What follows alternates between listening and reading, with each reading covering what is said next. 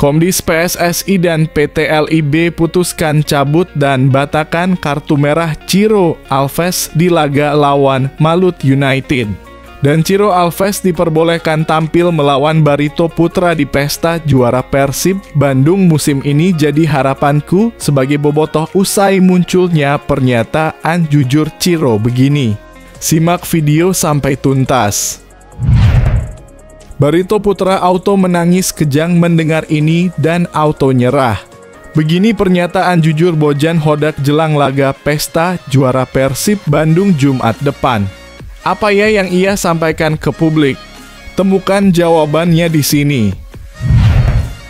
Supporter Barito boykot tim Barito Putra usai selangkah lagi akan degradasi ke Liga 2 musim depan. Rombongan Barito Putra putuskan tak berangkat ke Bandung. Dan Persib Bandung dinyatakan menang WO dengan skor 3-0 dan dinobatkan juara Liga 1 hari ini jadi harapanku usai pernyataan salah satu anggota BPFC. Penasaran? Simak detailnya di sini. Ezra Walian jadi andalan Persib Bandung juara Liga 1 hari ini. Dibocorkan langsung oleh Nick Kuipers. Kok bisa begitu? Simak baik-baik penjelasannya. Mantap, ini baru striker bermental juara tak kenal lelah. Doa bobotoh terkabulkan. David da Silva pastikan diri tampil lawan Barito Putra di laga pesta juarakah. Simak ulasan videonya sampai beres.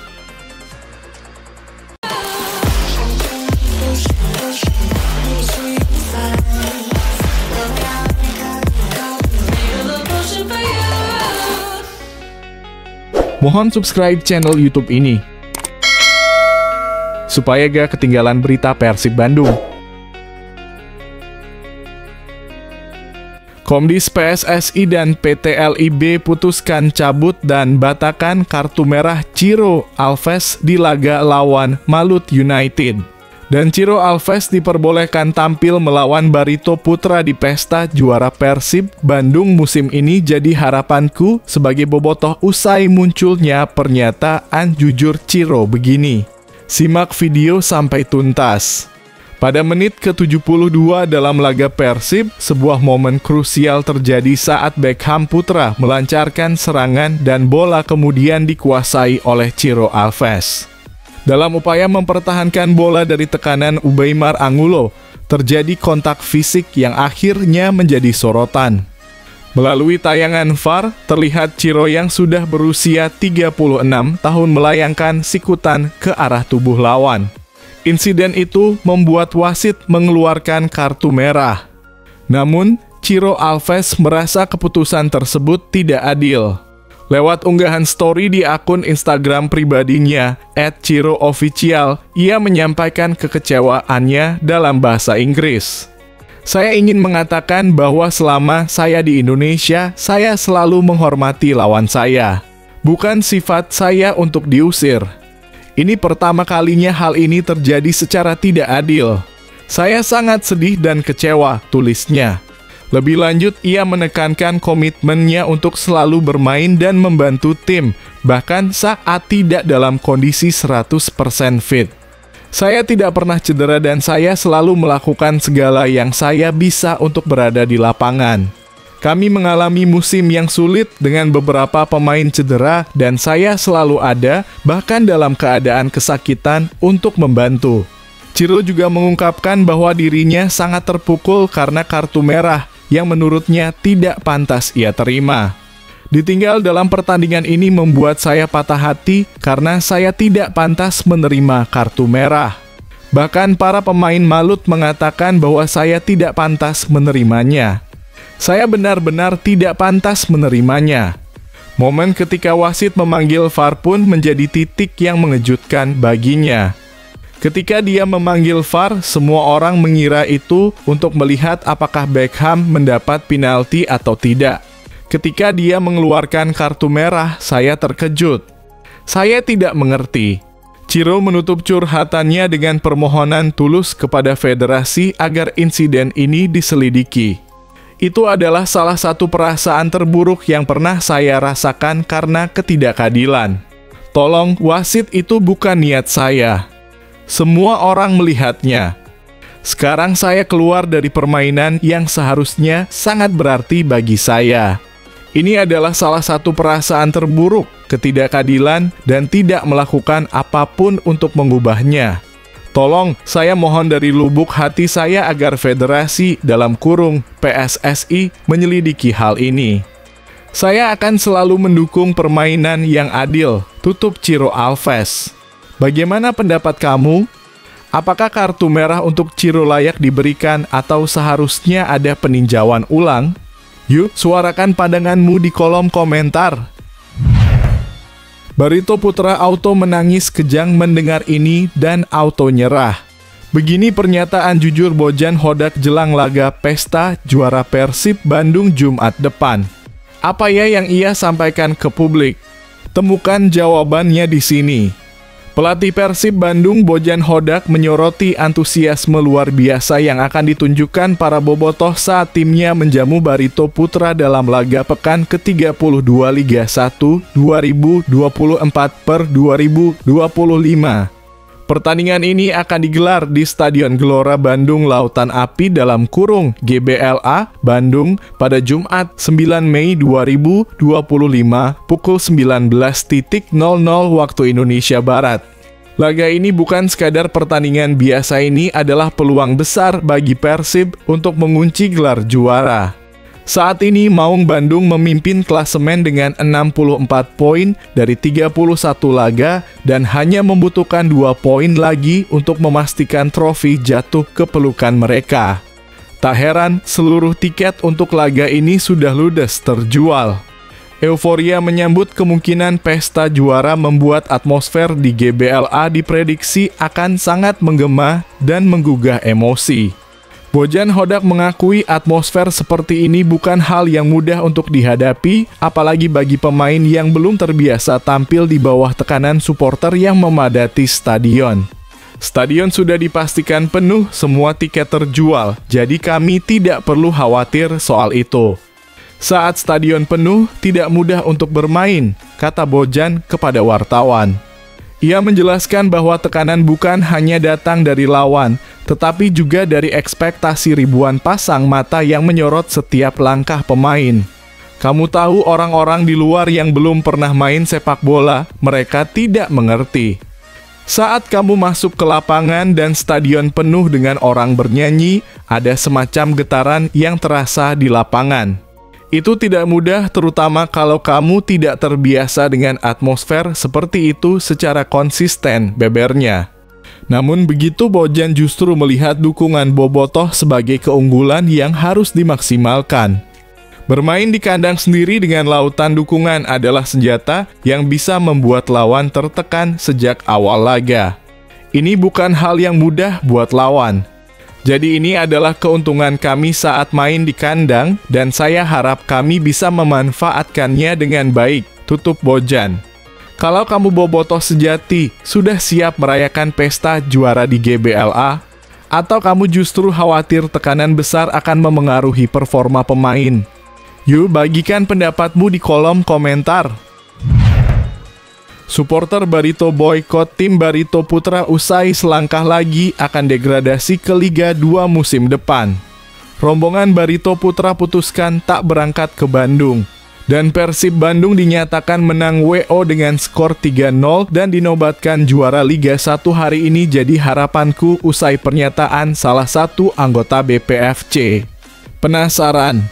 Simak detailnya di sini. Barito Putra kini terjerembab ke zona degradasi setelah Semen Padang sukses mengalahkan Madura United dengan skor tipis 2-1 pada Minggu 4 Mei kemarin.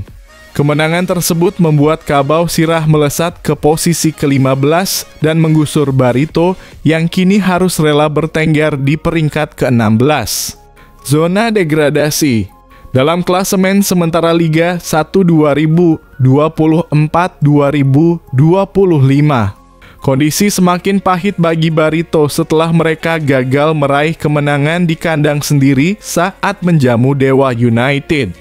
Laga yang berakhir imbang tersebut memupuskan harapan Barito untuk menjauh dari zona merah. Alih-alih memperbaiki posisi tim asal Kalimantan Selatan itu malah terseret semakin dalam ke dalam jurang degradasi. Respons kekecewaan pun datang dari kalangan supporter, salah satunya dari Barito Putra Fans Club dalam kurung BPFC.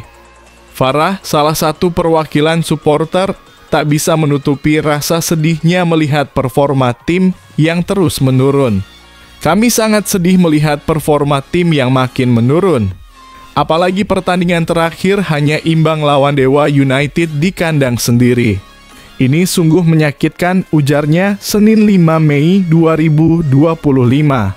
Farah juga menyebutkan bahwa 3 pertandingan terakhir musim ini akan menjadi penentu nasib Barito di Liga 1.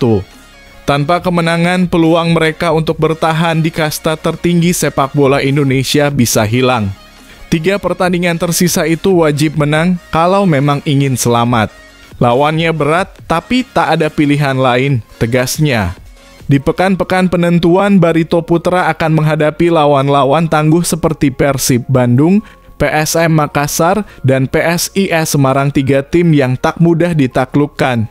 Dengan situasi yang semakin genting, apakah Barito Putra masih bisa bangkit dan melanjutkan perjalanan di Liga 1? Atau apakah mereka akan terdegradasi? Bagikan pendapatmu di kolom komentar. Ezra Walian jadi andalan Persib Bandung juara Liga 1 hari ini. Dibocorkan langsung oleh Nick Kuipers. Kok bisa begitu? Simak baik-baik penjelasannya. Bek asing Persib, Nick Kuipers, mengungkapkan bahwa timnya bisa merayakan gelar juara lebih cepat jika Persebaya gagal meraih kemenangan atas Persik. Hal itu membuatnya tak sabar untuk menyaksikan pertandingan tersebut. Ya, tentu kami akan menjadi juara di saat itu dalam kurung jika Persebaya gagal menang. Jadi ini akan menjadi luar biasa. Kami akan menikmati pertandingannya, kata Nick kepada wartawan. Kami juga nanti bisa datang ke stadion dalam kurung melawan Barito Putra dan merayakannya bersama Bobotoh. Tapi yang pertama kami harus menunggu hasil Persebaya, lanjutnya. Namun meski berharap gelar juara bisa segera didapat, Nick tetap menatap serius 3 laga tersisa termasuk menghadapi Barito Putra. Sebagai pemain profesional, dia menegaskan bahwa timnya akan berjuang habis-habisan hingga akhir musim. Pada akhirnya, kami harus memenangkan pertandingan karena sebagai pesepak bola, kami selalu ingin memenangkan pertandingan. Jadi kami akan menikmati jika itu terjadi, tapi jika Persebaya menang maka kami harus memenangkan pertandingan di kandang, ujarnya.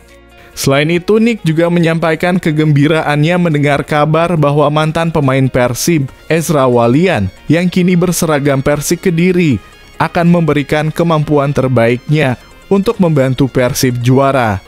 Saya dengar Ezra akan mengerahkan kemampuan lebih untuk Kediri dan membuat Persib menjadi juara, ucap Nick. Bagaimana menurutmu? Apakah Persib akan merayakan gelar lebih cepat atau justru harus menunggu hingga pertandingan terakhir? Berikan pendapatmu di kolom komentar. Mantap, ini baru striker bermental juara tak kenal lelah. Doa Bobotoh terkabulkan. David da Silva pastikan diri tampil lawan Barito Putra di laga pesta juarakah. Simak ulasan videonya sampai beres. Striker andalan Persib Bandung, David da Silva, mengungkapkan bahwa proses pemulihannya dari cedera berlangsung jauh lebih cepat dari prediksi awal. Padahal sempat diperkirakan ia akan menepi hingga akhir musim. Namun semangat tinggi dan kerja kerasnya untuk segera kembali ke lapangan menjadi kunci utama pemulihan yang melampaui ekspektasi. Ya, prediksinya lebih lama, tapi saya berusaha 100% untuk bisa kembali lebih cepat. Saya melakukan sangat banyak hal untuk mempercepat pemulihan, ujar David.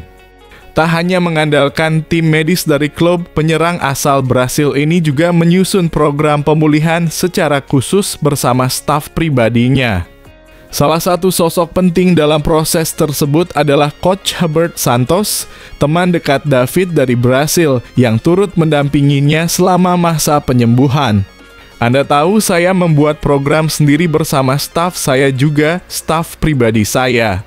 Coach Herbert, yang juga merupakan teman saya di Brasil, sangat banyak membantu saya, jelas David. Sebagai top scorer sepanjang masa Persib, David da Silva merasa bersyukur atas segala dukungan yang diterimanya baik dari tim medis klub maupun dari tim pribadi yang telah membantunya mempercepat proses kembali ke kondisi terbaik.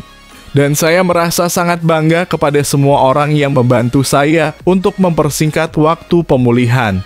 Jadi saya sangat senang dengan perkembangan ini, tutupnya. Menurut kamu, apakah kembalinya David da Silva di sisa musim bisa jadi kunci Persib mengunci gelar juara? Tulis pendapatmu di kolom komentar.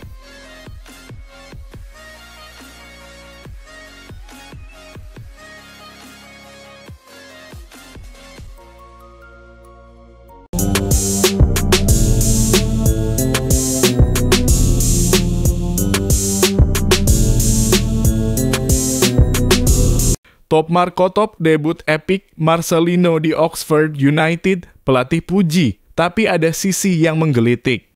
Marcelino Ferdinand menggebrak debutnya di Oxford United dengan penampilan penuh kejutan. Pelatih tim memberi pujian, tapi ada satu hal yang perlu diperhatikan. Simak selengkapnya tentang perjalanan karier Wonderkid Indonesia ini yang baru saja dimulai. Penantian panjang Marcelino Ferdinand untuk melakoni debut di Oxford United akhirnya bisa terbayar lunas. Marcelino masuk pada menit ke-77 untuk menggantikan Ole Romeni saat Oxford bertanding melawan Swansea City pada lanjutan kasta kedua Liga Inggris alias Divisi Championship Sabtu (3 Mei 2025). Dilansir dari FotMob, gelandang timnas Indonesia ini berada di lapangan selama 13 menit. Dia mencatatkan 5 kali operan akurat, 7 kali sentuhan, dan 1 kali memenangi tackle. Masih dari sumber yang sama, Marcelino tercatat 2 kali memenangi perebutan bola pada laga yang berakhir dengan skor imbang 3-3 tersebut. Sebelumnya dia lebih sering bertugas di akademi meski tetap bisa menunjukkan potensi di klub. Sambutan kemudian datang dari laman resmi Oxford usai Marcelino menjalani debut. Tidak lupa, mereka memberikan gelar pemain timnas Indonesia untuk gelandang berusia 20 tahun tersebut. Apalagi, Marcelino masuk untuk menggantikan Ole Romeni yang tampil dari menit pertama. Ada debut liga untuk Marcelino Ferdinand yang menggantikan sesama pemain internasional Indonesia, Romeni. Tanggapan pelatih kepala Gary Rowett juga cukup positif. Menurutnya, pemain yang datang dari bangku cadangan sukses membuat perbedaan di laga sengit ini. 5 pemain yang masuk adalah Przemysław Placeta di menit ke-66, Mark Harris 67, Joseph Bane 77, Marcelino Ferdinand 77, dan Sam Long 88. Kami harus melakukan beberapa perubahan. Tetapi saya pikir para pemain yang masuk bermain dengan sangat baik, terutama Elliot, kata Gary Rowett dilansir dari laman Oxford Mail. Oxford Mail cukup mengalami kesulitan memberikan penilaian untuk Marcelino karena sang pemain masuk menjelang akhir pertandingan. Namun mereka memberikan komentar positif untuk kerja keras Ole di lapangan sehingga mendapatkan nilai 6. Memulai dengan cukup baik dan memimpin barisan di babak pertama. Namun dia memudar seiring berjalannya pertandingan, tulis media tersebut. Sementara itu, FotMob memberikan nilai 6,3 untuk aksi Marcelino. Tentunya, rapor ini bukan hal yang negatif karena merupakan laga perdananya. Kontrak Marcelino bersama Oxford masih berjalan hingga 2026. Fakta mengejutkan bisa ubah segalanya. Akhirnya ngaku. Pelatih Malaysia sebut timnas Indonesia sudah di level berbeda, Harimau Malaya masih tertidur. Pernyataan mengejutkan keluar dari mulut pelatih Malaysia sendiri. Ia tak menyangkal bahwa timnas Indonesia kini jauh melaju ke level Asia bahkan dunia. Sementara itu, Harimau Malaya disebut sedang kehilangan arah dan tertinggal jauh. Simak fakta lengkapnya di sini. Pelatih timnas Malaysia akhirnya jujur, akui level timnas Indonesia dan sebut kalau Harimau Malaya sudah lama tidur. Nasib kontras terjadi antara dua negara Asia Tenggara, Indonesia dan Malaysia. Di saat timnas Indonesia mencetak sejarah dengan melaju ke putaran keempat kualifikasi Piala Dunia 2026 zona Asia, Malaysia justru harus menerima kenyataan pahit gagal lolos dan hanya bersaing di level kedua Asia, yakni kualifikasi Piala Asia 2027. Pelatih timnas Malaysia, Peter Klamovski, mengakui bahwa sepak bola di negaranya mengalami stagnasi dan tertinggal jauh dari negara tetangga seperti Indonesia. Menurut pandangan saya, sepak bola Malaysia mungkin sudah lama tidur, ujar Klamovski dikutip dari Astro Arena. Peter menambahkan sedangkan negara tetangga dalam kurung, termasuk Indonesia, sedang bergerak ke pentas atas seperti yang Anda sebutkan tadi.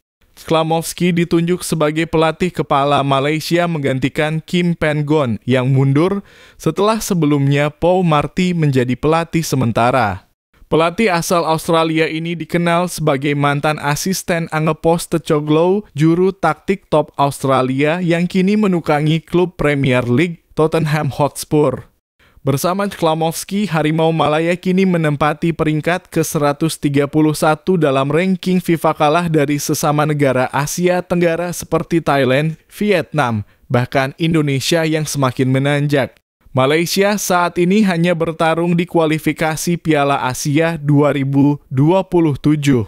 Mereka tergabung di grup F bersama Yaman, Vietnam, dan Bhutan, namun hanya mampu bertengger di posisi kedua di bawah Vietnam. Untuk bisa lolos ke Piala Asia 2027 di Arab Saudi, mereka wajib menjadi juara grup. Saya rasa kita sebagai sebuah negara perlu buka mata, bersatu, dan mengambil langkah yang benar. Ini karena sepak bola negara ini bisa menjadi sesuatu yang istimewa, ujar Klamovski lagi. Ia juga menekankan perlunya pembenahan sistematis, memang banyak yang perlu diperbaiki, tapi ada langkah awal yang bisa diambil mungkin awal musim depan. Sementara itu, Indonesia terus memecahkan rekor. Di bawah asuhan Patrick Kluivert, timnas Garuda kini berada di posisi keempat grup C putaran ketiga kualifikasi Piala Dunia 2026 yang membuat mereka otomatis lolos ke putaran keempat. Pencapaian ini menjadi titik balik sejarah sepak bola nasional, mengingat sebelumnya Indonesia tak pernah melaju sejauh ini dalam babak kualifikasi. Transformasi timnas Indonesia tidak terjadi dalam semalam. Dukungan PSSI, pembinaan usia dini, serta kehadiran pelatih-pelatih berkualitas turut memacu perkembangan signifikan. Tak hanya itu, banyaknya pemain naturalisasi serta atlet muda potensial turut memperkuat fondasi tim. Dibandingkan dengan Malaysia, progres timnas Indonesia jauh lebih terarah dan konsisten. Hal ini juga dibuktikan dari peringkat FIFA terbaru, di mana Indonesia kini menyalip Malaysia secara meyakinkan. Meski begitu, hubungan Indonesia-Malaysia di lapangan hijau tetap berjalan harmonis. Kabar terbaru menyebut bahwa timnas Malaysia mendapat undangan dari PSSI untuk mengikuti turnamen internasional yang rencananya digelar pada September 2025. Sekaligus memanfaatkan jeda internasional usai putaran ketiga kualifikasi Piala Dunia. Turnamen ini dapat menjadi kesempatan bagi Malaysia untuk mengukur sejauh mana perkembangan mereka dan menjajaki kembali level kompetitif di Asia Tenggara. Di tengah tantangan yang dihadapi, Peter Klamovski tetap menunjukkan optimisme.